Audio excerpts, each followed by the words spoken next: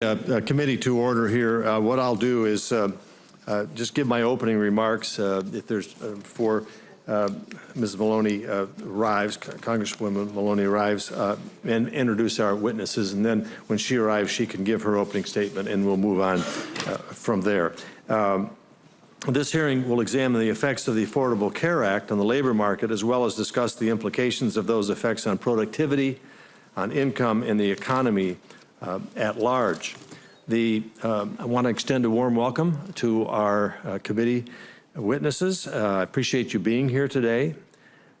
The impact of the Affordable Care Act is particularly important to discuss this year, now that the delayed employer provisions are in effect and employers are now feeling the pinch and dealing with the mandated requirements of the Act.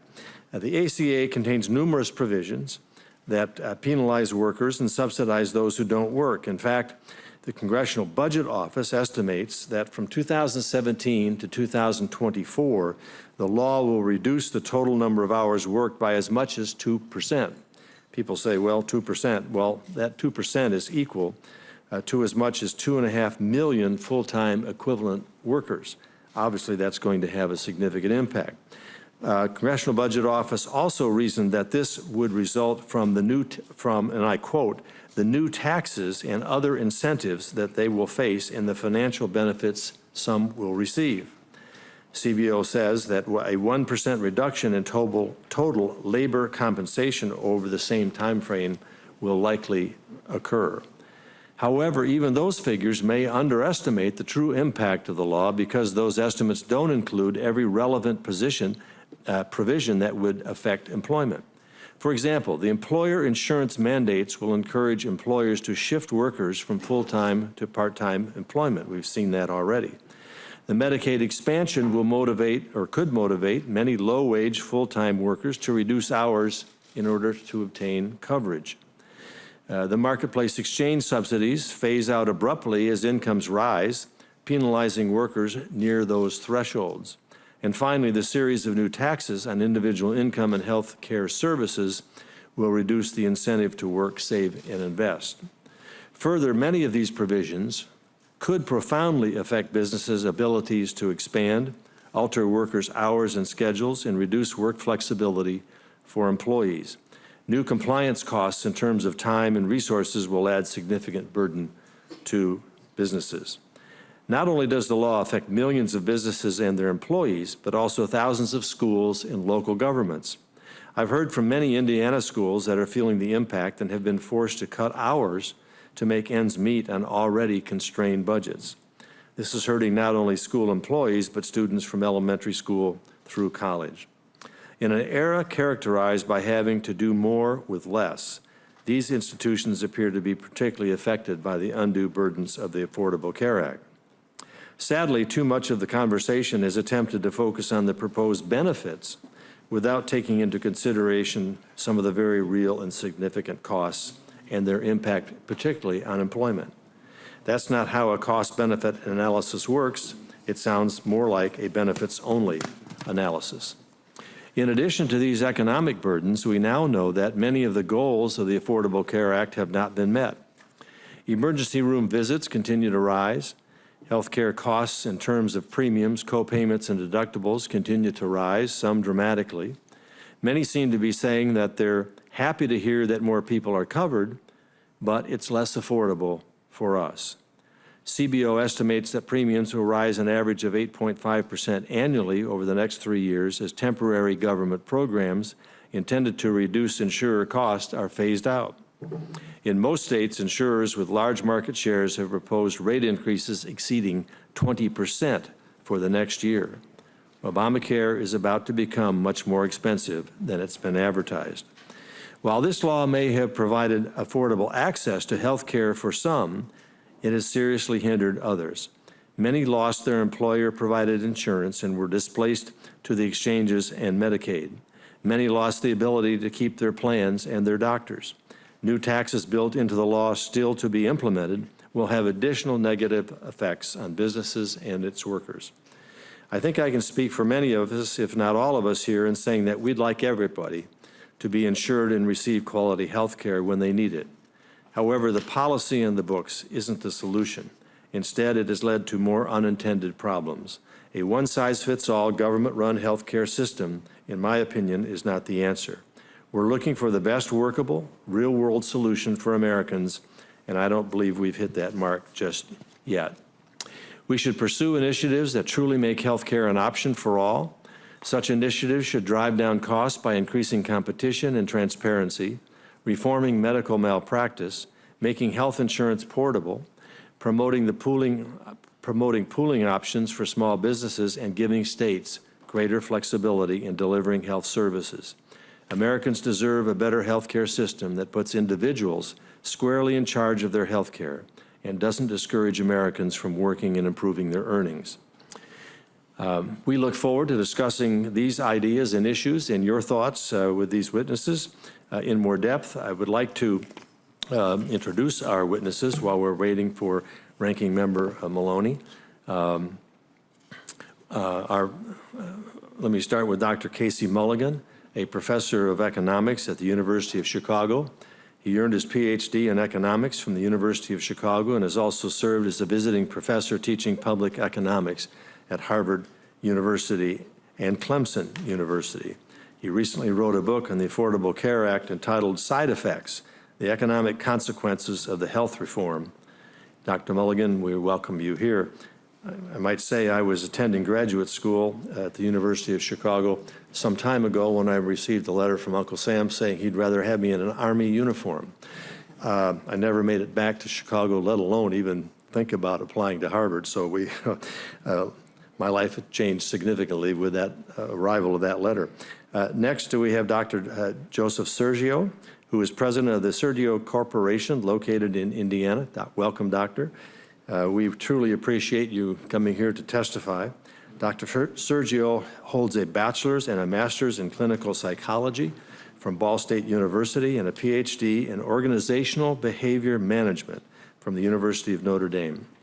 He is the former president of the Midwest region for one of the largest and highest rated disaster restoration networks in North America and completes over $1 billion of hurricane restoration each year. Dr. Sergio, we thank you for being here. You might want to give us a hurricane forecast for this upcoming season here. Our next witness is Ms. Barbara Carroll, who has served as Associate Vice Chancellor and Chief Human Resources Officer at North Carolina State University since 2004. She holds an MBA from Vanderbilt's Owen Graduate School of Management. Prior to her job at North Carolina State, she held chief HR roles in the University System of Georgia, at Swarthmore College, and the University of Missouri St. Louis campus. Ms. Carroll is the chair-elect of the National Board of the College and University Professional Association for Human Resources and chairs its National Public Policy Advisory Committee. Thank you, Ms. Carroll, for being here. And finally, we have Dr. Paul Vandewater, a senior fellow at the Center Budget and Policy Priorities, where he specializes in Medicare, Social Security, and health coverage issues. He is also director of the Center's Policy Futures Initiative. Dr. Vandewater has previously worked at the Congressional Budget Office and holds bachelor's degrees, a degree with highest honors in economics from Princeton University and a PhD in economics from the Massachusetts Institute of Technology. With that, the timing, I think, is really, really good because I just finished my opening statement. I just finished introducing our witnesses, and if you're ready to give your statement, I'll call on Congresswoman Maloney, Thank you. Ranking Member. Thank you so much, Chairman Coates, and thank all of you for being with us today on this important hearing, and I look forward to your statement. The Affordable Care Act is one of the most important pieces of legislation in a generation. Enacted in early 2010, with many of the major provisions taking place in the past year, we are beginning to recognize the positive impacts of this groundbreaking law. The Affordable Care Act has expanded health insurance coverage in this country and has helped families who couldn't get health care through their employer, who couldn't afford it, or who have what the insurance industry has called pre-existing conditions. Already, the Affordable Care Act has helped to reduce the health care costs and improve the quality of health care. My Republican friends argue that health care reform kills jobs. Democrats understand that not having health care kills people. A Harvard Medical School study conducted before the Affordable Care Act was enacted found that 45,000 deaths each year are linked to a lack of health care insurance. The Affordable Care Act has led to the largest expansion of health care coverage in half a century. 16.4 million people have gained health care coverage through the Affordable Care Act. The nation's uninsured rate, 11.9%, is at the lowest level on record. It could be even lower. An additional 4.3 million people would have gained health care insurance by 2016 if 21 states, many governed by Republican legislatures and governors, had not refused to accept the Medicaid expansion contained in the Affordable Care Act. This opposition is largely on ideological grounds. Any discussion of the possible costs of the Affordable Care Act must take place in the context of those overwhelming gains in coverage.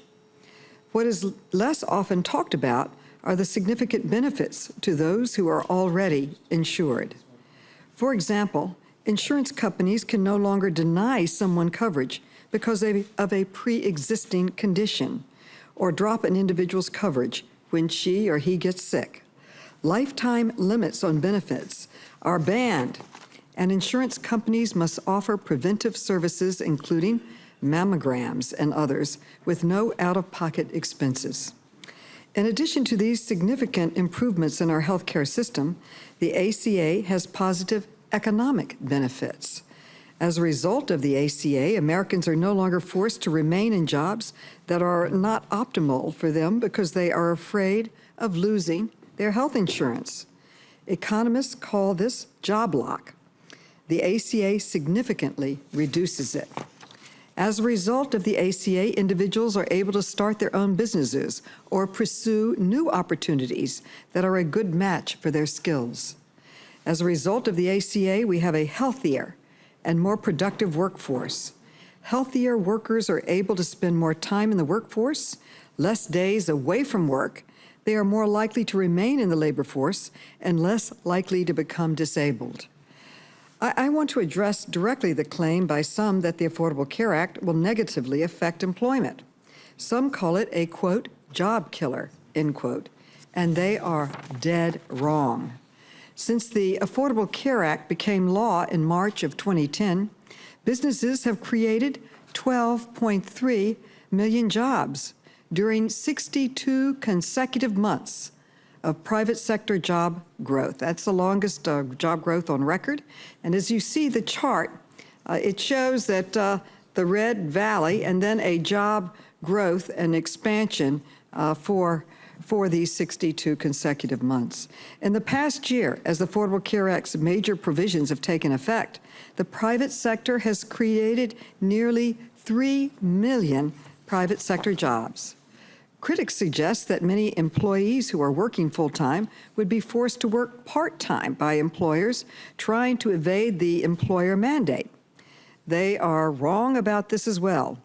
Only a tiny share of employers, approximately 1/5 of 1%, would be affected by the ACA requirement. Part-time employment has, in fact, declined, as this chart shows, as a share of total employment. All of the employment growth has been in full-time jobs. See the long blue line going forward and the red line of part-time employment. The number of workers working part-time who would prefer full-time work has declined for 5 consecutive years. Again, this chart points this out quite vividly. The Affordable Care Act also will reduce the federal deficit. CBO estimates that the ACA will reduce the deficit by $100 billion between 2013 and 2022. The Affordable Care Act has brought about the largest expansion of health insurance coverage in 50 years, helped to improve health care quality, and reduce health care prices. At the same time, employment growth has been strong and labor market conditions are continuing to improve. Nevertheless, my Republican colleagues in the House have voted nearly 60 times to repeal or weaken the Affordable Care Act. The reality is that repealing the ACA would cause millions to lose their coverage and return us to the days when you couldn't leave your job because you were afraid to lose your health care insurance or couldn't get coverage in the first place because you had a pre-existing condition. I can't tell you how many women came to see me who were pregnant and could not get health care because pregnancy was considered at that time a pre-existing condition. It is critical to remember these huge benefits for the insured, the previously uninsured, and the economy as we continue our conversation about the Affordable Care Act. I look very much forward to hearing the perspective of our witnesses this afternoon, and I thank all of you for appearing before this committee, and especially the chairman for calling this important hearing. And I yield back. Thank you, Congresswoman. And Dr. Mulligan, I think we'll start with you and go down the line. If you could summarize your comments. You've submitted written reports. Summarize your comments within a roughly 5-minute time frame. We'd appreciate it. It gives us more time to deal with and answer questions from our colleagues. Dr. Mulligan. Thank you, and good afternoon, Chairman Coates and Ranking Member Maloney and the members of the committee. I appreciate the opportunity and really honored to comment on what I've learned about the labor market effects of the Affordable Care Act. Subsidizing health insurance in order to make it more affordable for a significant part of the population, as this law does, necessarily involves the creation of disincentives to work and earn. My testimony characterizes the disincentives created and offers estimates of their likely consequences for the nation's economy. Results like these are necessary for conducting a full cost-benefit analysis, as you mentioned, of the law, but they are not sufficient because in my own work, I don't have an estimate of the health and other benefits of subsidizing health insurance, and my analysis is limited to the insurance coverage provisions of the law. Now, the law has assistance and penalties that add to its burden on a family whenever they either earn more or accept a job, or both. These are disincentives to earn and work. The personal income tax that many of us file in April is perhaps the best known example of a tax with disincentives. Indeed, the ACA has new income taxes, although primarily implicit because the benefits or assistance are withdrawn on the basis of income. But the ACA contains a second type of tax that is both more important and misunderstood even by the experts. I call that type of tax full-time employment taxes. I brought a little chart to show how they work. I show 3 exhaustive and mutually exclusive employment categories here, top, middle, and bottom. An ESI employer refers to an employer that offers affordable health insurance coverage to its full-time workers, and an ESI worker refers to anyone who works for such an employer. Now let's look at the relationship between 2 major ACA features, health insurance subsidies and employer penalties, and employment status as I've categorized them here. Only the top 2 categories are eligible for the subsidies administered through the health exchanges because the law says that anyone offered affordable coverage by their employer cannot receive the subsidies. The people on the bottom are out of luck. That by itself pushes people out of the bottom category. Let me also point out that this push is not an income tax. If people could somehow reduce the number of weeks they work full-time without changing their income, they would avoid this implicit tax. But if they reduce their income without changing their weeks of full-time work, they would not. That's why it's not an income tax. Only the top category is penalized. Only employers not offering coverage pay penalties, and they pay on the basis of number of people they have on their full-time payroll. Now let's look at the net of the subsidies and penalties, at least on average. The bottom category, clearly the net is 0, but the top category's net is pretty close to 0 as well. So the first order thing that's happening here is redistribution from the top and bottom categories into the middle category. You can call it, as I do, a tax on full-time employment, or you could call it a subsidy to everything but full-time employment, but either way, the economics is the same. This tax can be so large that some people would earn less working full-time than they are working part-time. In essence, the health law has made full-time workers some of the only people who have to pay full price for health care, not to mention the taxes that have to be paid so the Treasury can assist the many people who aren't working full-time. Given the size and the character of the disincentives, you cannot reasonably hope that business will continue as usual in the economy while the law is fully phased in. I estimate about 3% less employment permanently as a result of the law, and about 2% less national income or GDP.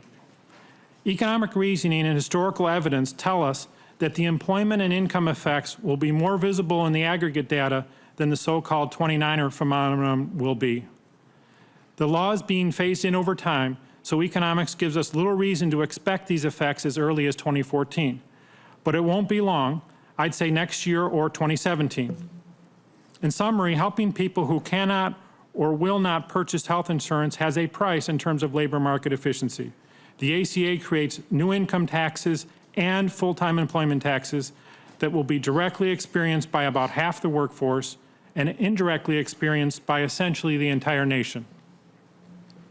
With more disincentives than we had 8 or 9 years ago, we cannot reasonably expect the labor market to return back to where it was then. Thank you. Thank you very much, Dr. Sergio. Chairman Coates, Ranking Member Maloney, and distinguished members of the Joint Economic Committee, thank you for the opportunity to address you and share my experience with the impact of the Affordable Care Act on small businesses. My name is Joe Sergio. I'm the president of the Sergio Corporation, a parent company with 2 operating entities headquartered in South Bend, Indiana. I come to you representing the small business community. By way of introduction, I am a first-generation American citizen. My father was an Italian immigrant who realized the promise of the American dream as a small businessman. Our family business, the Sergio Corporation, was founded 36 years ago and operates 2 service businesses, including First Response, a national award-winning disaster restoration company that has been involved in every major hurricane and storm disaster response in the past decade or so.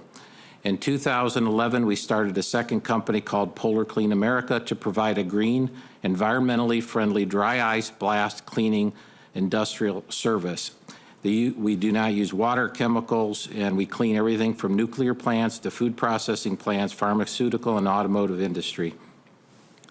As a small business, we have felt the profound imposition of the Affordable Care Act, or as it is known among many small business entrepreneurs, the Unaffordable Care Act. In order to understand the chilling impact of Obamacare and why it has hurt small business so badly, it is first necessary to understand what makes a job-creating small business succeed and sustain itself through time and through strategic market changes. To be successful in a small business, you must be able to accurately identify, forecast, and control your expenses in order to create profits. Profits that you can in turn reinvest in growing the business. Our profits become the engine of our investment in building the right team with the proper training and being able to utilize cutting-edge technology to create world-class services for our clients. Small businesses, their advisors, tax professionals, and even insurance companies are very frustrated with Obamacare complications and regulations. Regardless of the current demonization of profits by Washington, making a profit does not make one dishonest or evil. Without a profit, there can be no growth in wages, no new benefits, no new training, no new equipment, no new vehicles, and no research and development that allow us to better compete with the rest of the world. Profits create the opportunity for employee growth and development. I think that it was best stated by Edmund Pendleton, president of the convention ratifying the United States Constitution, when he said, and I quote, "When you take away somebody's profit, you not only remove their incentive to work hard, but you shut off the blessing of wealth that would have benefited the entire community." Our businesses have exhausted many options in dealing with the requirements of the Act, but now we had to drop a traditional PPO for a high-deductible Obamacare-compliant program. As a result, our employees and our company are paying more for an inferior policy. Employees are now paying larger copays and larger deductibles. Some are opting to pay the penalty rather than absorb the high cost of Obamacare. Surpassing 50 employees will bring on even more administrative costs and reporting requirements, such as the onerous new paperwork that will be dumped on employers in 2016 by the IRS Forms 1094-C and 1095-C. As a result, many small businesses like ours have purposefully stayed under 50 employees and utilize more part-time employees working under 30 hours per week. Also, as a matter of conscience, many employers disdain the mandate that requires them to cover abortions. This is viewed as un-American and steps on our right to practice our faith unencumbered by the government. My experience is that most small businesses and insurance professionals, as well as employees and families, are quite frustrated and angry due to the failed promise to lower costs for the average family by $2,500 and the fact that the one-size-fits-all law actually caused the price of insurance to increase substantially. In short, Obamacare has made building a small business more stressful and riskier and has caused many to pull back and to stop growing. As owners, we feel a responsibility to our families and our children, but also to all of the employees who chose to work together with us on our team, their spouses and their children as well. Common sense and a basic understanding of human nature tells me that you will always get what you incentivize. You get more of what you reward and less of what you punish. Obamacare punishes employment growth, and the incentive is to not grow. I believe that Obamacare has damaged the best health care system in the world, damaged the American family, and hurt employees and employers alike with huge deductibles, which the average person cannot afford. Please work to undo the vast harms that Obamacare has and is causing to the middle class and start over, addressing the essential issue of unleashing small businesses to create millions of new jobs, which could raise most people from being at risk and into truly affordable plans. As a small business entrepreneur and job creator, I urge you to repeal Obamacare and allow for market innovation within the health industry, allow for pooling across state lines, and allow small businesses freedom from oppressive requirements, new taxes and fees, and increased uncertainty. Thank you for the opportunity to share my experience with regard to Obamacare. I look forward to questions. Doctor, thank you. Ms. Carroll.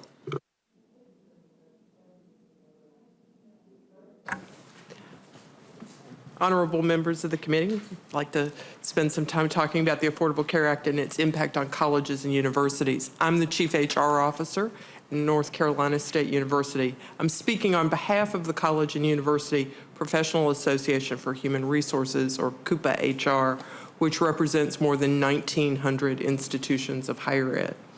CUPA-HR supports the goal of ensuring that Americans have access to health care. Higher ed has historically provided health care benefits for its full-time faculty and staff, so the ACA didn't create new requirements for our primary populations of employees. Where we have encountered new challenges, however, is with the unexpected impact on our part-time professionals and most notably on our students. In my written testimony, I discuss our challenges in applying the ACA to adjunct faculty paid on a per-course basis and on our work with government agencies to resolve those issues. I also discuss our concerns with the so-called Cadillac tax and a recent informal interpretation by the government that may threaten our ability to support graduate student health coverage. But given the time limits, I'm going to focus on the issue we hear the most about from our CUPA-HR members, which is the ACA's impact on students. We think of our students whose primary purpose for being on campus is to seek an education rather than to earn a living as just that, students and not employees. But they're currently being swept in under ACA employer mandates. Unless addressed, this has a significant economic impact on both students themselves and on their institutions. The funds that we provide to students for on-campus assignments are a form of financial aid to support the continuation of the student's degree progress. This type of self-help financial aid is a long-standing characteristic of federal financial aid policy like the Federal Work-Study Program. We have not historically covered students under employee health care plans or other employee benefit programs like retirement plans. The vast majority of students have access to health care coverage through their family's plan or through government-regulated student health insurance plans, SHIP plans, provided by their institutions. Our problem is that the ACA does not specifically exclude most student workers from the employer mandate. So today, the only exemption from the Department of Treasury that they've provided is for students' informal work-study programs, an exemption that we requested and appreciate, but it doesn't go far enough to address the issues with many other student workers. Since we have to cover 95% of our eligible employees in 2016, we're facing the prospect of having to track student hours and offer employee health care coverage to any student who hits ACA's eligibility thresholds. Offering student workers such employee coverage substantially increases administrative burdens, costs, and liabilities. Significant new costs result in higher tuition. To avoid this, institutions are being forced to cut on-campus work opportunities for students, which will particularly impact students with limited or no family resources for whom campus financial opportunities are their primary source of support other than incurring student debt. In many cases, tracking student work hours is difficult, if not impossible. When is a grad student who's conducting research in a lab under the supervision of a faculty member, when are they learning for their own benefit or society's benefit versus working for the university's benefit? When is a dormitory resident advisor working versus hanging out? Because calculating work hours in these situations is impractical, institutions are going to be forced to err on the side of caution and impose some dramatic constraints. We also provide stipends to students who participate in activities such as student government and student publications, drama clubs, radio stations. We certainly don't track these students' participation hours as work for an employer, and the stipends are a way for institutions to help students who might otherwise need to seek off-campus paid employment participate in these co-curricular enrichment activities. While the Department of Labor has long recognized that a student may receive such payment without creating an employment relationship, the Department of Treasury has yet to provide such assurances with respect to the ACA. As a result, colleges and universities may conclude that they must simply stop providing such stipends. These are bad outcomes for students, bad outcomes for parents, bad outcomes for colleges and universities. Along with the American Council on Education and other higher ed associations, CUPA HR approached Treasury with several possible solutions. Both the Department of Labor and the Department of Treasury have long acknowledged the unique circumstance of students on campus in guidance such as the DOL's exemption of students from the Fair Labor Standards Act and IRS's own exemption of students from FICA tax. We hope that Treasury will issue guidance that clearly exempts students from the ACA employer mandate as well. Another approach would be for Treasury to deem compliance if an institution offers its students coverage under an ACA-compliant SHIP plan. Between 1 and 1.5 million students receive coverage under such student health plans. Health and Human Services issued regulations on SHIP plans, making them essential, minimum essential coverage plans sufficient to meet the ACA. We believe that these solutions are within Treasury's discretionary authority and could prevent unnecessary negative outcomes for students, parents, and institutions. I would like to note that Treasury has been quite responsive to our request to meet and has been willing to engage in thoughtful dialogue on these issues. We wish that they would act rapidly with respect to the solutions we've offered on students. So I hope bringing forward some of our most pressing economic concerns will help result in some workable solutions. I'd like to express my gratitude to the members of the committee, and thank you for the opportunity to testify. Happy to answer any questions. Ms. Carroll, thank you very much. And Dr. Van de Water? Thank you, Mr. Chairman, Ranking Member Maloney, and members of the committee. I appreciate the opportunity to be here this afternoon. 5 years after its enactment, the Affordable Care Act has achieved many of its major objectives and proved wrong its critics' most dire predictions. The ACA's most visible success, of course, has been to increase the number of Americans with health insurance. Some 17 million more people now have coverage, either through the health insurance exchanges, the Medicaid expansion, or being covered on their parent, or young adults being covered on their parents' policies. The Congressional Budget Office projects that the number of newly insured will swell to 25 million within just a few years. Moreover, as Mrs. Maloney said, health reform is increasing coverage without adding to the budget deficit. The Congressional Budget Office now projects that federal health spending will be nearly $700 billion less over the 2011 through 2020 period than CBO projected in January 2010, just prior to the enactment of the Affordable Care Act. Now, those are some things that have happened. It's also important to note some things that have not happened. First, health reform has not been a job killer.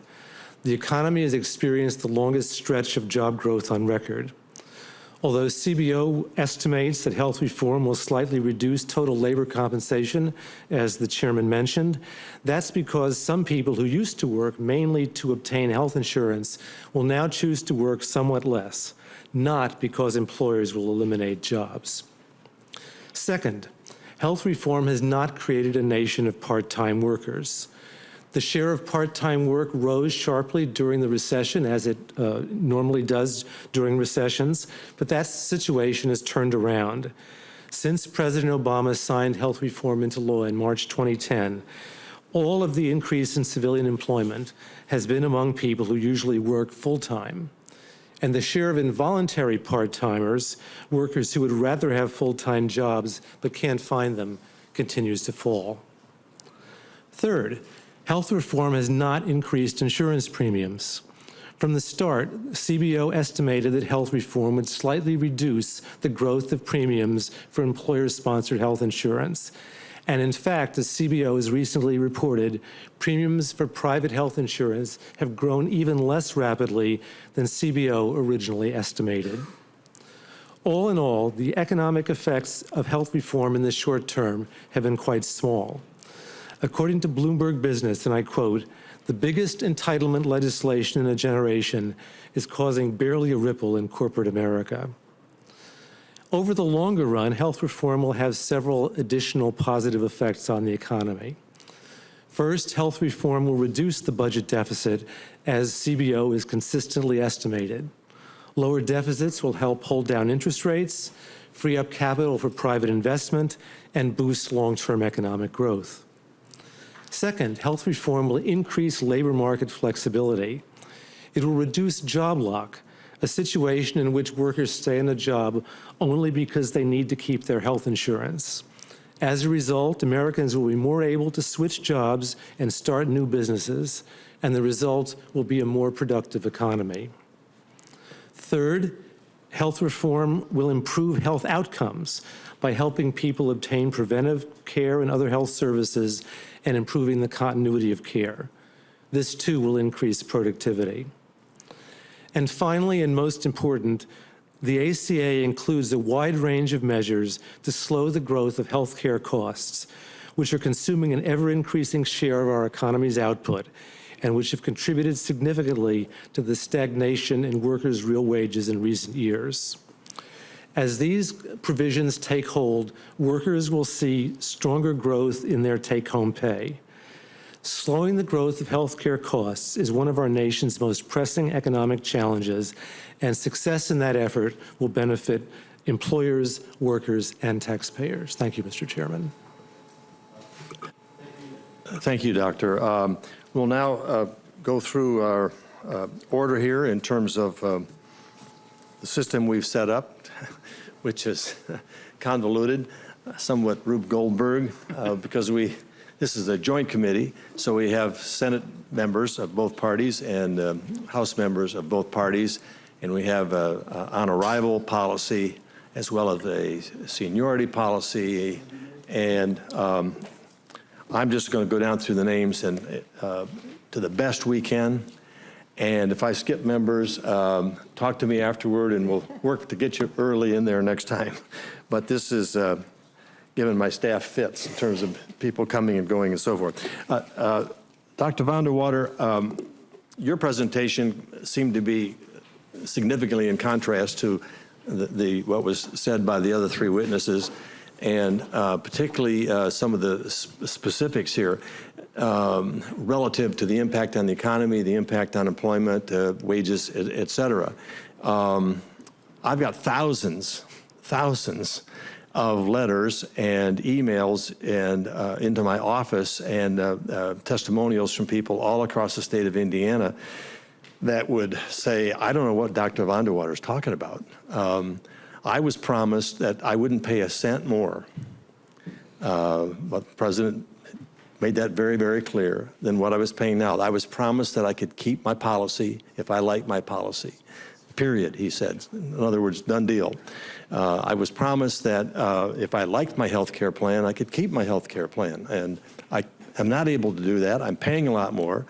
I just read yesterday, and I think it was in the Wall Street Journal, the escalating premiums that are now coming out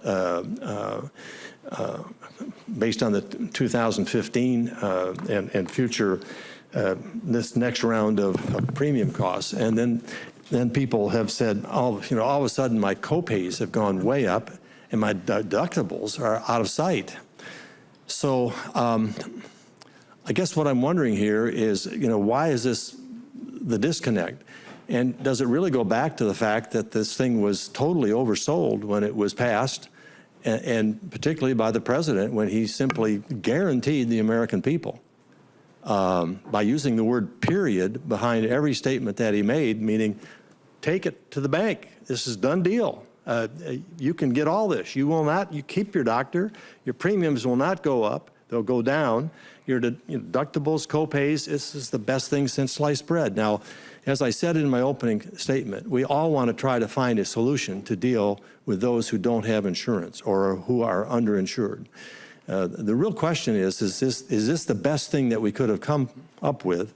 And should we not look for some modifications, changes, repeal, start over, whatever, to put a product out that better represented what was told to the American people would come down? And so that's, in a sense, more of a statement than a question. My question is this, and I'm going to go to Dr. Sergio and anybody else who wants to respond, and certainly Dr. Vanderwater, you can respond to what they say, but Dr. Sergio and Dr. Mulligan, I think this applies to you too. The arbitrary levels of 50 in terms of its employment on its impact on your decisions on employment. You mentioned you have two businesses. Now, they're separate businesses. I've talked to a lot of businesses, basically said, I've had to create separate businesses because it's so punitive to get over the 50 mark. The other factor here is the 30-hour work week, and it is no secret that in entry-level jobs in particular, chains all across the country are simply moving to part-time workers rather than full-time workers. I've had that own personal experience in my family with children and even some grandchildren now that, say, yeah, you have a job here, but you can't work more than 30 hours because we just can't afford to do it. Our margins are too slim, and you mentioned profits. We can't afford that. Anyway, Dr. Sergio, if you want to respond to that, and anybody else, I'll let this be my one question here, and then move on to my colleagues. Well, I know for a fact that small businesses create about 90% of the jobs out there, and I've been involved in small business since I was 17. We started our own company. My brother and I, we built swimming pools. We paid for our education at Notre Dame, went on to get my education. Another brother took that business and built it. Everybody in my family has been a small business person. My grandparents that came from Italy, my brothers and sisters. And so I've been involved with that. I was a consultant with small businesses for a year, and I've worked with them my entire life. There's a disconnect here between, corporate and whatever the statistics are, because none of those match with any of the experience that I have. I have never in my life experienced so much anger and frustration. As I was preparing to come here, I was sort of doing a survey of people as I'm talking to them all the way through on the airplane coming here. And I didn't give away my position or say where I was coming from. As soon as you mentioned this whole Obamacare, people start telling you war stories. And if you could let them talk for 5 minutes, they get very, very angry, give you specific examples of their health care costs going up and of the various problems. I had a college student that I had talked to, and he was bemoaning the fact that he's trying to make some money to pay for school, and his employer won't give him any more than 29 hours a week.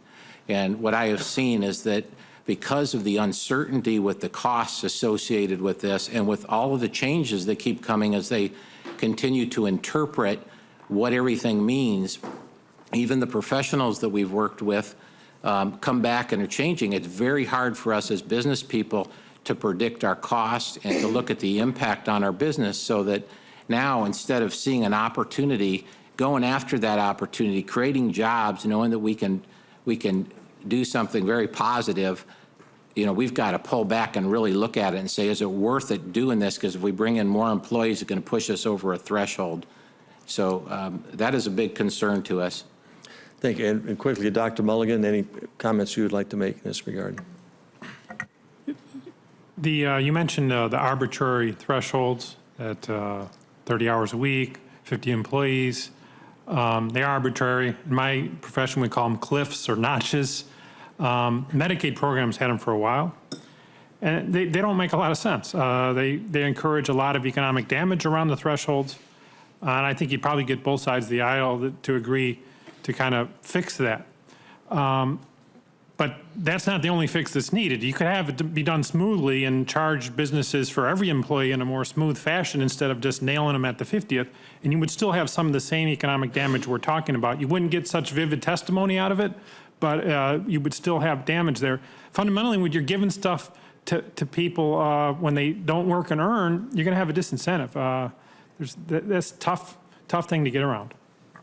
I think it'd only be fair, Dr. Van Water, if I gave you a chance to respond to that. Thank you, Mr. Chairman. We've raised a lot of different issues, and I can't respond to all of them, but let me just take one, for example, the issue of requiring employers with more than 50 employees to offer health insurance. Your term, if I remember correctly, I think you called it an arbitrary threshold. In a sense, it is an arbitrary threshold. One could have chosen 40 or 60. But the key point to remember is that it's not an unreasonable threshold. If before coming over, I just pulled off the latest tabulation from the Kaiser Family Foundation, which does an annual survey on employer health insurance coverage. And even back in 2010, at the time health reform was being enacted, in that group of firms who had 50 to 99 employees, 95% of those firms offered health insurance to at least some of their employees.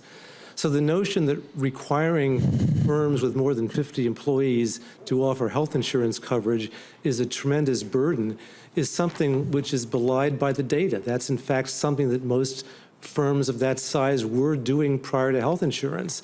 So that requiring other firms in that size group also to offer health insurance is not something particularly burdensome and unreasonable. The same, I could also explain why the 30-hour threshold is also a reasonable choice. But again, these choices may seem arbitrary, but they were not. They were based on a rational effort to structure the law in the best possible way. I think we could spend a great deal amount of time just debating this very one subject. There are many things to talk about here. My time is over time, and I'm turned now to Vice Chair Maloney. Thank you. Dr. Mulligan, do you think the Affordable Care Act should be repealed in its entirety, yes or no? On the first page of my testimony, I explained that I don't have all the ingredients for a cost-benefit analysis. My specialty has been on the economic consequences, the labor market consequences, and you have to add my results to someone who has results on the health side of things. You mentioned you think that it's making the nation healthier. You may be right. I think that needs to be studied. There are parts of the act that make the nation less healthy as well, But in the end, I don't have the full cost-benefit analysis for you, so I can't Undecided, okay. reasonably answer that question. Right. Dr. Sergio, do you favor repealing the Affordable Care Act in its entirety? Absolutely. Okay, and Mrs. Carroll, do you support complete repeal of the Affordable Care Act? Coupa HR, where I'm representing, it hasn't taken a position one way or another. We're looking at what exists right now and the challenges that it's creating for us, but we haven't taken a position. And Dr. Vanderwater, do you think the law should be repealed? Certainly not. Okay. And Dr. Mulligan, let me go to Dr. Sergio, or Mr. Sergio, Dr. Sergio. If you said it should be repealed. So if it is repealed, how do you propose to give Americans protections that don't have health care? How do you propose to help people who have pre-existing conditions? Pregnancy was considered a pre-existing condition. If you repeal it, how are you going to take care of people that we now have 17 million more people who have health care? They would lose their health care. How would you propose to take care of those people that have lost their health care? Well, that's a great question, and it's one that I don't want to speak for 17 million people or 9 million people, whatever the number is that have come on. I tend to use a lot of good common sense and small business along with facts and knowledge, and my opinion is that we had a workable, very, very strong healthcare system that needed some adjustment, and they threw the baby out with the bathwater on. I don't know. The Harvard study said 45,000 people were dying each year because of lack of health care.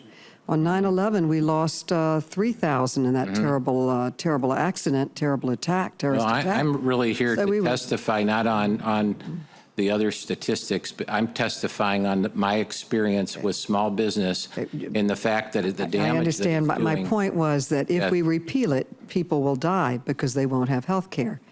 But let's go back to Dr. Mulligan. You said that you favor, you didn't say that you favored repeal, but I would say that conservatives have made dire predictions about the impact of the Affordable Care Act. And to quote Speaker John Boehner, he said it would, quote, ruin our economy, end quote.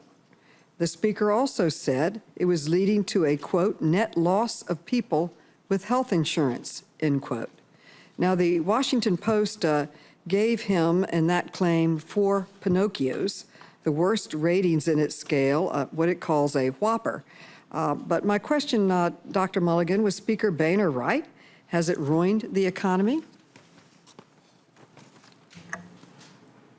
I can answer the question, has it ruined the economy? I don't know what Mr. Boehner has said. Has it ruined the economy? The question is, has it ruined the economy? My prediction, as I said, 3% less employment. That means 97% of the employment you would have had will still be there. I don't think the word ruin applies to that. Okay, but how many consecutive weeks of job growth have we had?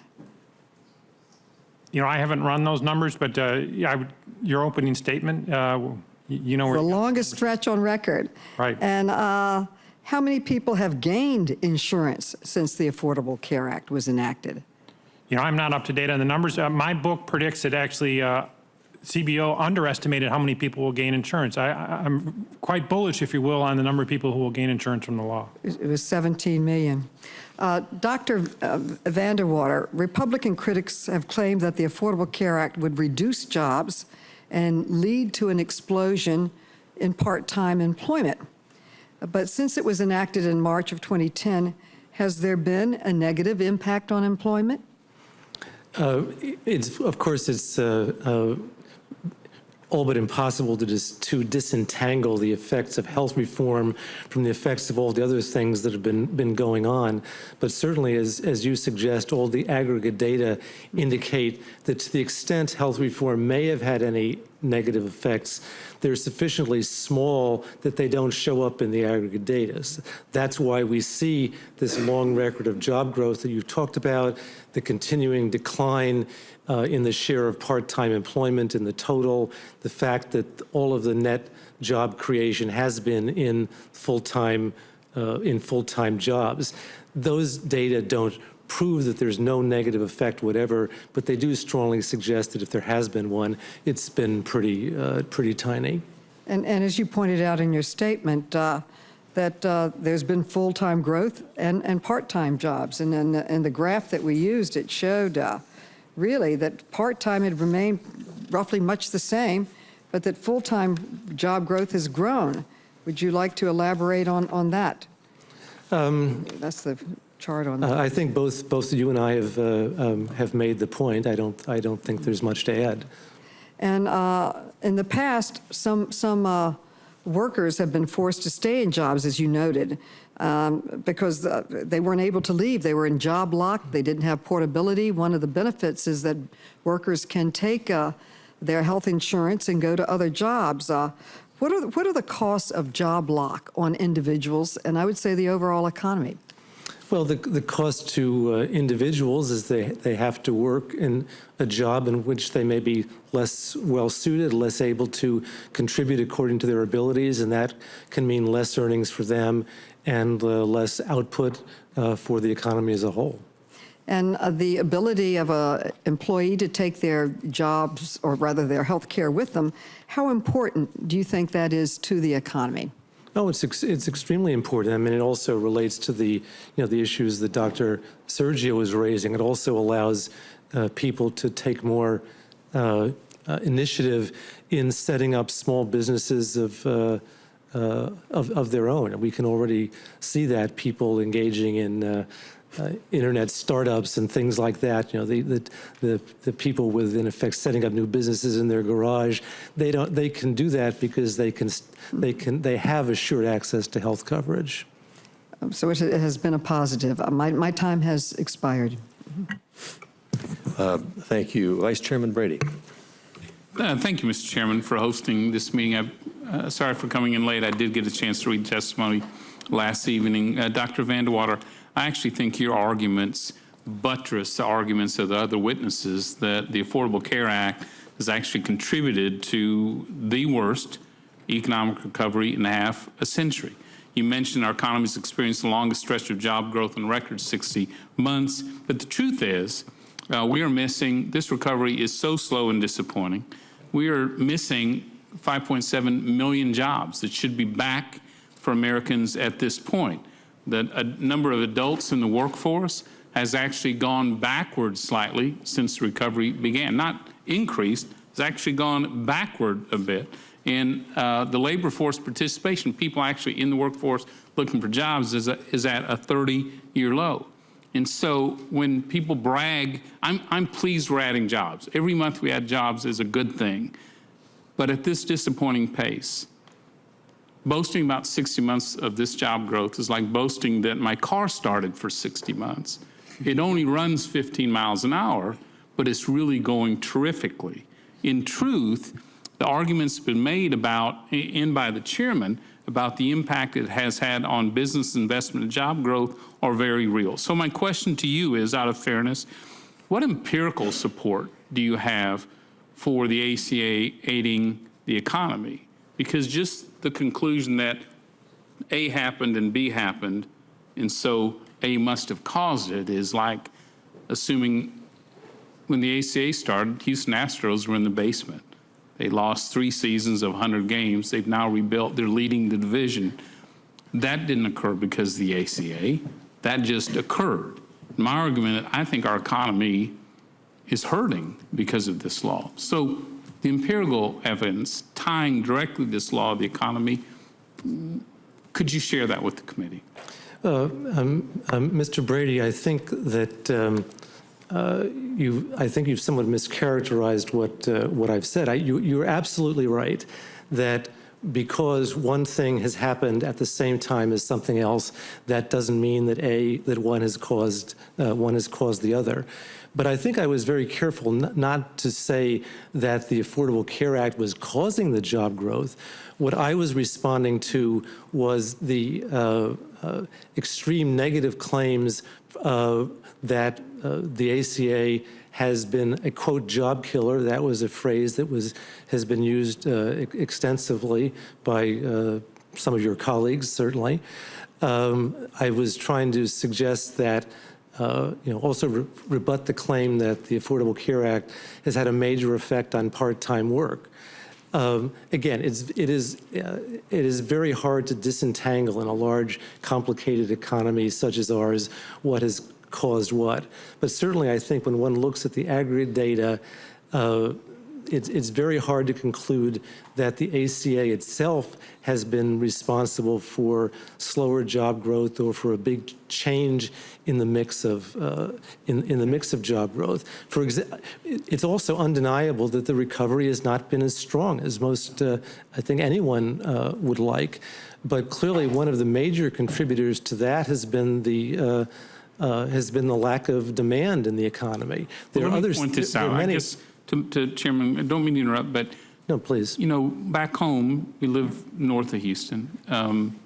We have a pizza place that is holding off on 2 expansions to 2 communities directly because of the ACA. We have another pallet plant, manufacturing plant, that the costs have gone up so high for them that it's equivalent of building a new plant and hiring 100 workers. They are not doing. And so in real life, we're seeing real job effects. Dr. Mulligan, do you want to weigh in on this? I know I'm running short of time, but on the impact you view, how much slower are we because of this as a contributing factor? I wish I had more to offer today, but I tried to explain in my testimony really, it's too early to directly measure the labor market consequences because the employer mandate wasn't even begin until a few months ago. The exchanges are still building up. They rolled out in a terrible way. So we're kind of in the dark in that sense. On the other hand, the ACA is not the first time that we've had a change in taxes. And the taxes are real. All you have to do is read that complicated law and see all the taxes in there. And then what I've done is gone back to history and say, in the past, when we had tax changes, and when the British had tax changes, and the Swedes had tax changes, what happened to their economies? And the answer is they get smaller. And so my estimate, as I mentioned, is 3% less employment and 2% less GDP. Once this law is phased in, which, as I said in my testimony, maybe next year or the year after, we'll have the main tax components phased in there. Okay. My gut feel listening back home, this has had an impact and is a drag on our economy. Chairman, thank you. Thank you. We now turn to an actual practicing doctor who also can give us some insights in terms of the impact. Thank you, Dr. Cassidy. Thank you, Mr. Chairman.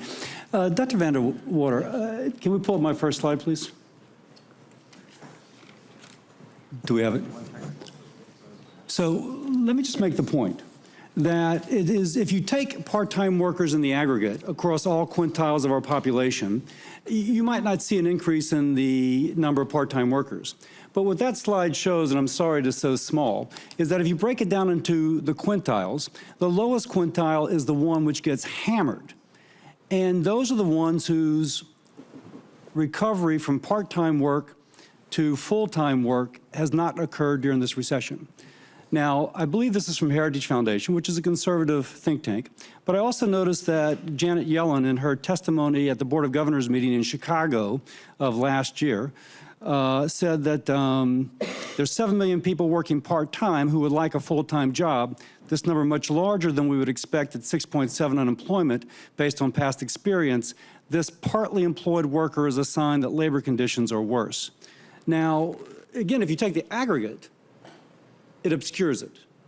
But if you break it down, it is those most vulnerable workers who are being punished by this law. Now, when you do your research, do you break it down into, you mentioned aggregate data, you specifically use the word aggregate. Have you looked specifically at the lowest quintile of income workers?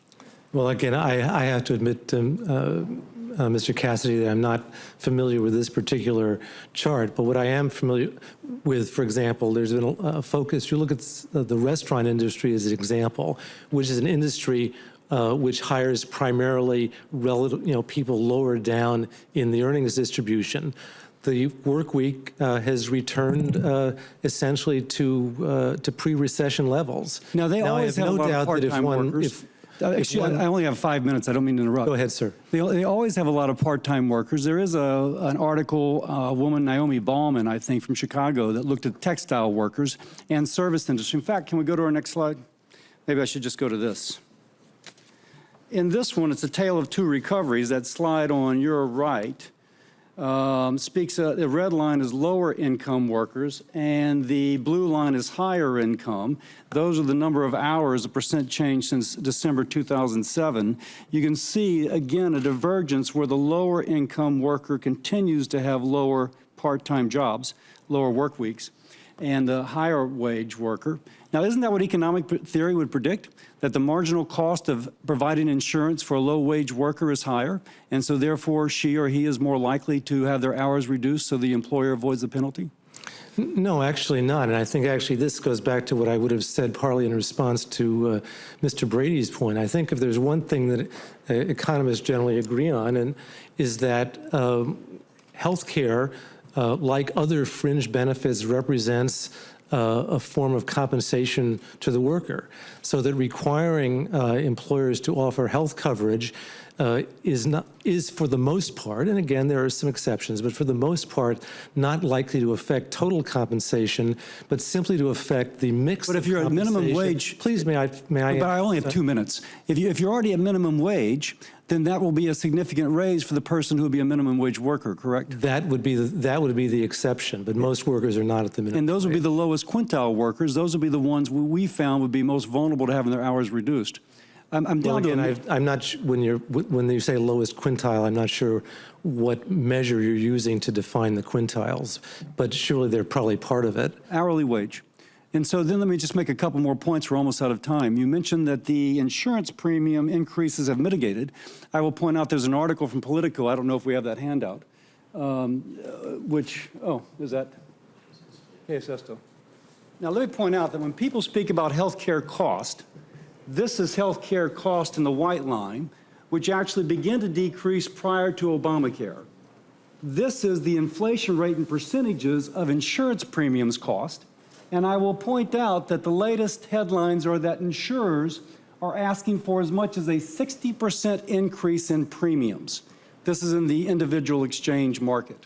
So if we actually want to look at the effect of the Obamacare law, there's a disconnect now between the compounding rate increases of the premiums and healthcare cost. By the way, that is a secular trend in which it began to decrease prior to the onset of the law. This is what Dr. Sergio is experiencing. His workers are finding this is their reality, not this is their reality. Lastly, I'm out of time. I'll make one more point. Actually, I'm out of time. I'll hold my point. Thank you. Well, just before we started here, Dr. Cassidy introduced me to his son, who is a senior at Penn studying economics. I thought when I turned to Dr. Cassidy, a medical doctor, I would be getting questions from a medical doctor. We were getting questions from someone steeped in economics who must have gotten that from his son. So instead of the son following the father is following the son. Don't tell my son that, but I will point out, you cannot disconnect. Thank you for that. You cannot disconnect the economics of this, though. When someone has a $6,000 deductible, economic theory, empirically, they are foregoing therapy. So as a physician, am seeing people forego therapy because they have a $6,000 deductible. So economics is factored into their health care, Mr. Chairman. Thank you. Thank you.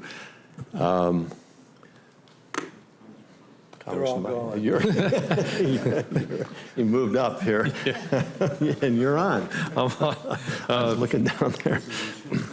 Thank you, Senator and Mr. Chairman. For I have a question, Dr. Mulligan, thank you for the excellent analysis.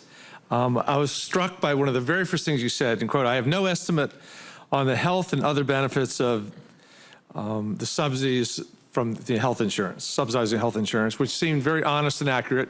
You were only presenting the negative impacts through the insurance perspective, which you called a 3% negative hour decline and 2% in GDP. We've also seen that the Harvard study showed 45,000 deaths per year. Obviously, if we save 45,000 lives, that's an enormous economic investment.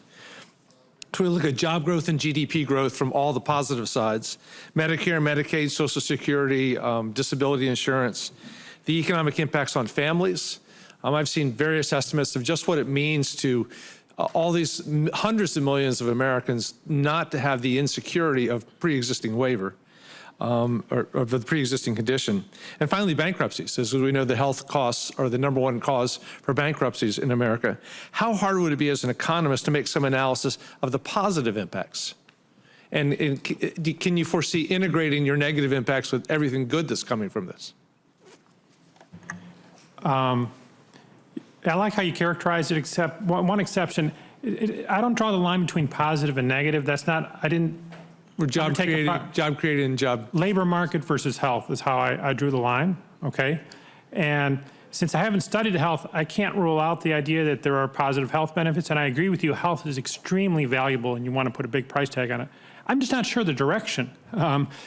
Senator Cassidy here mentioned how there are some forces in the law, it's a complicated law, pushing toward less health care, other forces toward more health care. You want me to sign on to a Harvard study? No way. I found the Harvard guys got the labor market part wrong, and they might have got the health part wrong as well. But I agree that the full analysis has to count the health benefits, because health, or costs, whatever they are, because health is an extremely valuable resource in our world.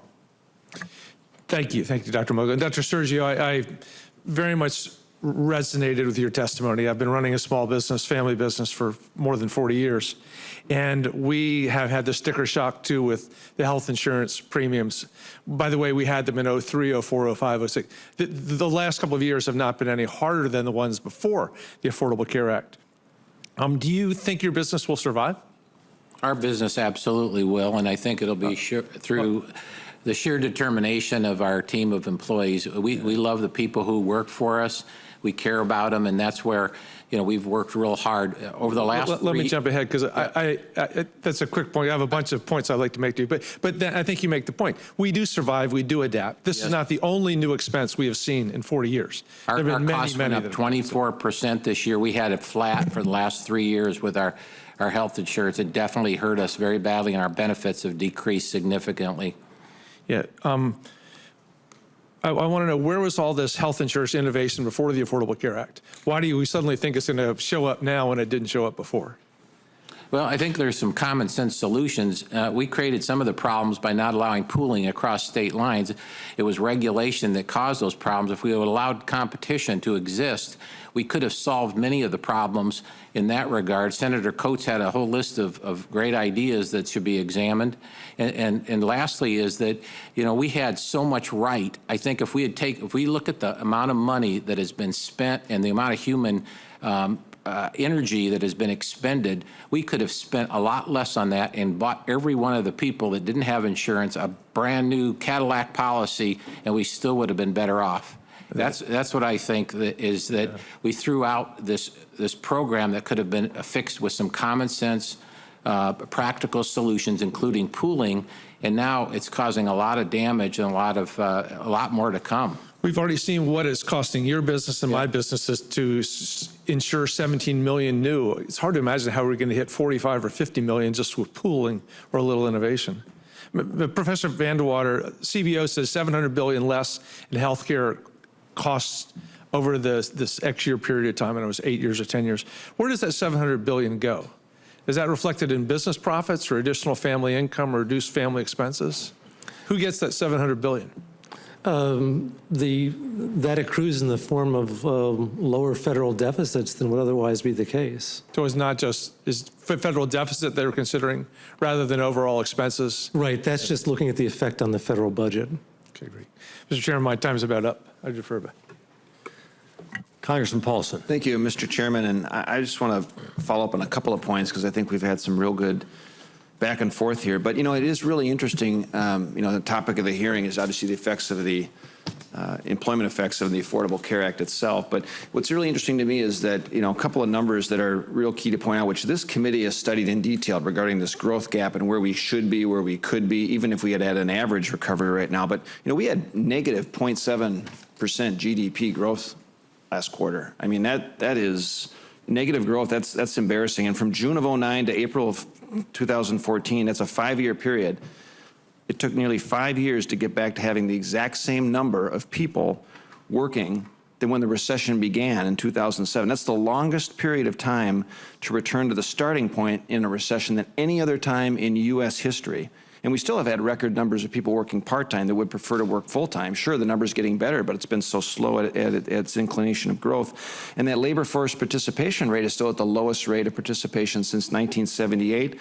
Then you have a third of Americans age 18 to 31 that are living at home with their parents last year, which is the highest percentage in 4 decades. And so we certainly have some challenges. And I would just certainly argue this 30-hour rule, which we've had some discussion about, is interesting to me because when you redefine full-time work at 30 hours, I'm just concerned about that impact of what it's had on employees and workers of wages and hours of medium lower quintile, which we had a conversation about, not only in Minnesota, but across the country. And I just remember having a conversation with a restaurant owner in Minnesota, owns 7 different facilities, 535 employees, and actually 41% of his employees full-time workers. So he made the decision to hire them full-time, which is probably abnormal for the restaurant industry. But he says because of the new healthcare law, he's essentially had to make the decision now to move and shift those folks all to 29 hours. So that's a 25% pay cut for these individuals. Of course, many of them are probably going to go try and find another part-time job somewhere else, but it's totally counterproductive. And the law is clearly having an impact there. But Dr. Mulligan, does your research, because you've done a lot of research in some of these areas, does it indicate at all that this Minnesota business owner is not alone in making that type of a difficult decision? Or can you quantify the impact of what the 30-hour rule would be on employees and the wages and hours of employees working for them might be? As I mentioned, it's tough to say that in the present, but as the law is phased in and we've adjusted to it, there's no doubt that you will have what they call the 29ers. People working 29 hours because of the law, and they would have been working 35 maybe, depending. Low-wage people might have even been working 40. My estimates, they're about 4% of the workforce will be in that situation as opposed to roughly 0 before the law. Okay. And then Dr. Sergio, you mentioned earlier, I mean, you're a small business owner. You're going to survive. You're going to persevere. You know, my grandfather's a small business owner. My uncles run the company now. Same attitude. They went through some real tough times, and they're going to persevere. But when you have this 50-employee threshold, right, you start making decisions in a different way. And the fact is, you would be doing better now, right, had you not had this sort of artificial number there or that number. I mean, how much better would you be doing now rather than just surviving? You'd be thriving, I assume. Thank you for that question, because that's part of. I don't want to survive. I want to thrive. I want to grow. I want to create new jobs. I want to give people careers. I have family members in my business. I have others that are not related, that are young people that want to grow, and we want to keep them. And we can't do that by just struggling to survive. The amount of overhead and the time just to track the hours that are coming up here and all of the regulation just strips out our ability to create wealth. Create value for our clients and to be able to serve them in a better way. That's how you make money. That's how you get the money into the system and you give the raises to people, is to create value for our clients. We spend too much time with our higher level people now trying to figure out what does this whole Obamacare mean, what's the impact, how are we going to adjust? And for my disaster business, we have a disaster, a hurricane, Katrina, Superstorm Sandy, you get some inkling that it's going to hit. You have some time, you're prepared, we're like the fire department, prepared to go out and serve our clients. Okay, now instead of focusing on the value and providing, we've got to stop and think about, okay, how much work do we need to pull in here?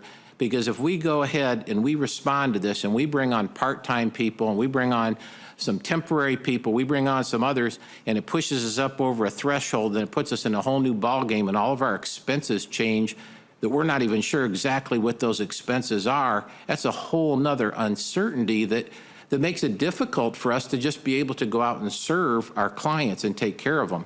So, is it something we're going to figure out? I hope so. Have we figured it out? Absolutely not. It's very stressful to be faced with that. And I'm the case study guy here. I mean, we've got all the statistics. It goes back to you say, okay, let's. You're the small business owner, yeah. Case study. I have not found, and I sincerely have not found one company, one person, one employee that has come to me and said, boy, this is just great. Everybody I talk to is telling me, matter of fact, a lady I sat next to on the plane, when she heard what I was coming, she said, give them hell. This is killing us. She had multiple sclerosis. She's fragile lady sitting there on the plane, and she heard about what I was doing, and she started going into this. She said she lost benefits, her costs went up, and it's got her very, very worried. She looked like she was maybe in her late 60s. So I hear this 100%. It's not a subtle thing. It's 100% against the impact so far. So that's my contribution here. Well, and we appreciate your testimony. We've heard many of those similar stories, and thank you, Mr. Chairman. You're welcome. Next up is Congressman Weichert. Thank you, Mr. Chairman. I'm going to do one of those things that's always dangerous, and that is sort of go off script and see if I can get some help here from all the incredibly smart people in this room. One of the projects our office has been working on over and over is to actually try to get quality population and data sets. Because one of my things that just drives me insane is when we're in a committee like this, which is supposed to be a little more highbrow, shall we be, flattering to ourselves, and I start to hear the anecdotals. So could I beg of the smart people on the panel to work with me here? The doctor has walked us through saying there's 17 million that have been benefited so far. Okay, of that 17, let's walk through the categories. How many people are in that? Is it under 27 and under population? What's my hard number? Somewhere in the order of 3 million. Okay, so I have 3 million laying there, and we already know the cost modeling within that. It's actually, there's a bit of cost shifting there. My Medicaid expansion, what's my population there? Oh, 5 or 6 million, roughly. Would you believe closer to 11? Excuse me? Or excuse me, Medicaid expansion, almost 11? Is that an outlier, or once again, am I having this problem of conflicting data sets? I'm not sure. My recollection could be incorrect. I'm just trying to, we need to make this add up to about 11 million 17. gain, Medicaid, and CHIP. So I see a number of heads. I thought the latest, I see a number of heads nodding on that. But let's just pretend, and we can always come back because my model. So now I'm looking at 3 and 11. So if I add that up, I'm at 14. So you're telling me my rest of my population that's operating under this law, I've helped how many?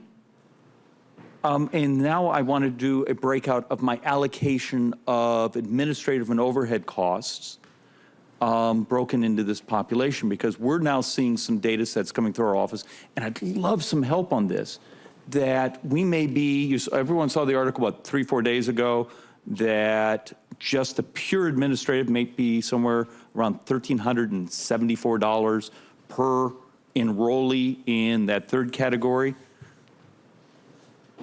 Well, do you remember the speeches around here, for those of us who are home watching it on television, that this new healthcare law is going to make things so much more efficient, so much less expensive? But that doesn't appear to be what we're seeing in the data.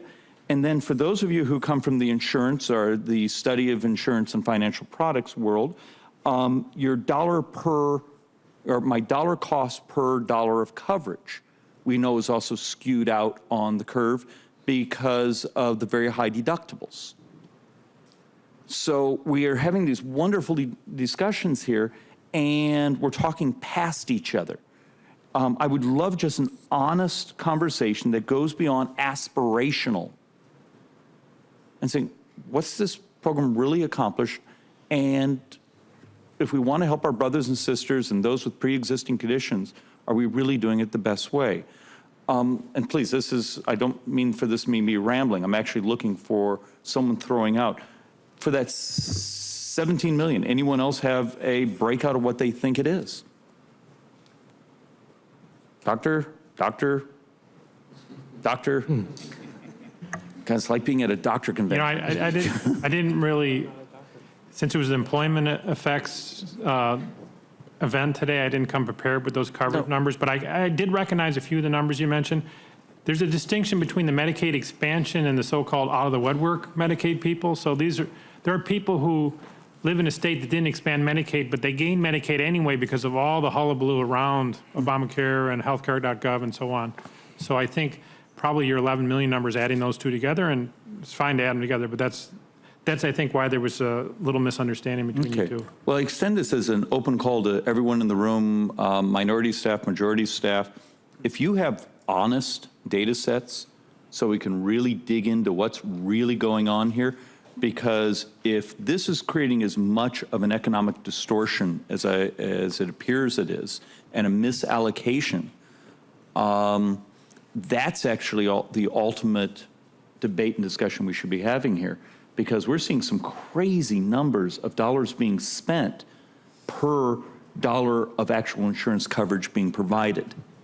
And I know some folks love a gigantic bureaucracy because it employs friends and family. It's a crazy way to spend money. And with that, I yield back, Mr. Chairman.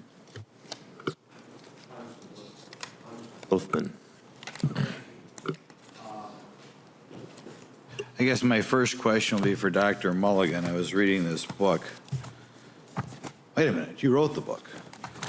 Okay, I have two questions for you. First of all, when I talk to my employers back home, again and again, I am finding people having employees who either don't want to work full-time or don't want to work at all, or don't want to, improve themselves and make more money because of cliffs that happen in medical coverage designed by the government. Either Medicaid, in Wisconsin we call it Badger Care, or Obamacare. Could you comment on, again, I think you have, but comment on again the influence the combined Medicaid plus Obamacare has on the desirability in our country to work more, be it to make $15,000 instead of nothing, or $30,000 instead of 15, or what have you? Sure, yeah. Now, we had assistance programs before Obamacare. It's not the first one. And there were cliffs and disincentives in there before. But I found that when Obamacare came in there on top of all that, it reduced, on average, the incentive to work by about 9%. I think that was in the last table in my testimony. And that's a change in the incentive to work in the direction of disincentive. And I'm not sure we've seen a change like that much in our history. It's a big change, and that's why I'm expecting some, let's say, medium-sized to large effects of that in the direction of earning less and working less. Do you believe, combined with other government welfare programs, that is one of the major reasons, or you maybe elaborate on your book, collectively one of the major reasons why our economy has dragged so long? Because we have this combined with other programs all designed to encourage people not to work? Yes, I do. Our programs have become kind of more European in the last, let's say, 8 years. And our labor market's become more European, which European labor market, in case you don't know, tends to be small. And do you believe, or anecdotally as you talk to employers, maybe I'll ask the others as well, do you believe we are discouraging people from making more money? Or another way of putting that is discouraging people from working harder in our economy? There's no doubt that the idea of a job is being discouraged. I think both parties are influenced by that, both the employer and the employee. I can't really blame one side or another, but there's no doubt that these programs have resulted in less employment, less people working, and families having less incomes. I am having, common that I am having employers in my district complain that people either do not want to work or take more hours because it jeopardizes their benefits. I'll give you another question, which I don't think has been discussed enough. In addition to the fact that our government seems to hate work, our government also seems to have a strong bias against marriage. And the idea that if you get married to somebody who's making a decent income, you will lose your benefits. And, I used to think it was a good idea to have children raised with a mom and dad at home. But I wondered if you could comment on the anti-marriage incentives that seem to be built into Obamacare. I'm aware, I wish I had done more work on it, but I'm aware that Obamacare adds to the marriage tax, if you will, because its assistance is based on the household income, which adds together the two adults if there are two, but it only has one adult if there are one. So as a result, you get a better deal out of Obamacare if you're, as an adult, you're living without a spouse. And I haven't been able to grind out any numbers on that yet, but I know that's a big factor. And it would be an interesting proposal to say, well, what if we gave these out on the basis of individual income rather than family income? But Obamacare doesn't do that, so it taxes marriage. So in other words, that if I am somebody making a smaller income and I have an opportunity to marry somebody making a larger income, there would be a substantial marriage penalty discouraging me from getting married. Yes, I haven't run the numbers, but I agree that it's substantial. Oh, but it's a good suggestion for a future book. Thank you very much. Thank you. Senator Lee, you're our cleanup hitter. Your timing is impeccable. Unless somebody else walks in the door, you get the last word. Wonderful. Thank you very much, Mr. Chairman. Thanks to all of you for being here. Mr. Mulligan, I wanted to start with you. The administration has frequently boasted that the Affordable Care Act has somehow answered the issue of job lock for many Americans. But there do seem to be other types of locks that are arguably created by this same legislation.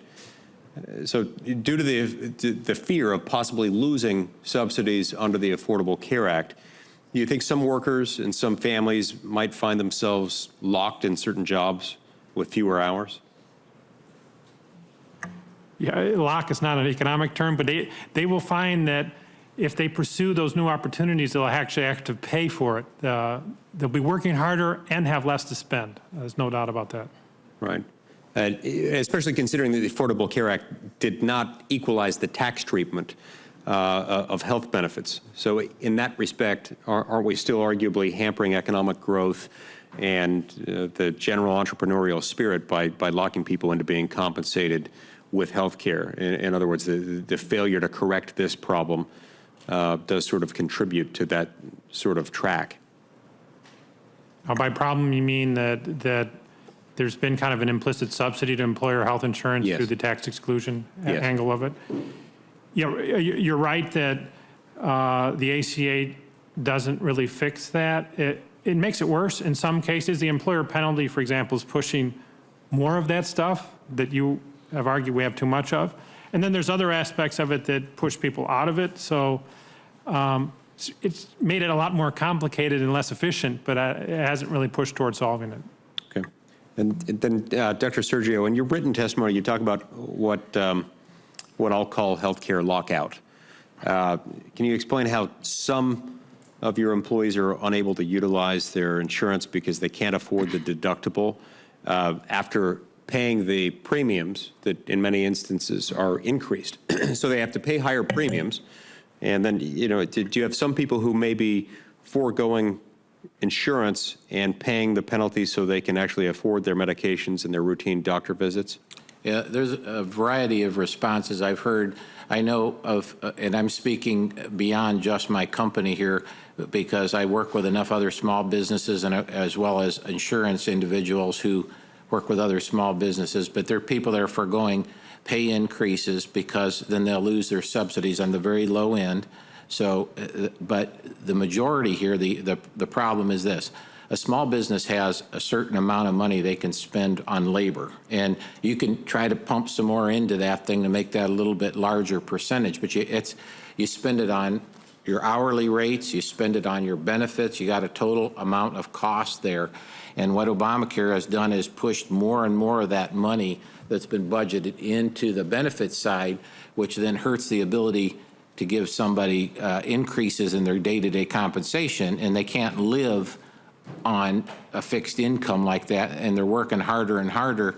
Well, they got now higher premium costs, and then with the additional cost, the deductible, they've got to absorb $3,000 on top of that. So it's a killer trying to find the funding there for them to pay for all of it. So it ends up becoming like a major medical policy that they don't want to really use unless the wheels are falling off on some medical condition. I know of individuals who are to the point now of choosing which 3 pills out of 4 or 5 that they're supposed to be taking for their medical health because they can't afford them all. And, you know, this is just something that is really painful to me because we do care about our employees. We know a lot about their you know, family conditions and that sort of thing, and we want to be working to help them grow. And it's very, very difficult when we've got limited resources now to be able to put towards that. We've been very, very proud of the strong benefit package we've offered our employees. We've paid 50% of our employees insurance as well as all their dependents through all these years. And, you know, it's getting to the point that, you know, I sit down with my partners and we don't know what we're going to do here. And we're going to actually, we feel like we're failing our employees because we can't take care of them well enough. So you've got the higher administrative costs that Congressman Schweikert pointed out. Yes, absolutely. And then a lot of those higher administrative costs then are being borne by individuals who are paying higher premiums. Not only are they paying higher premiums, but they've also got high deductibles.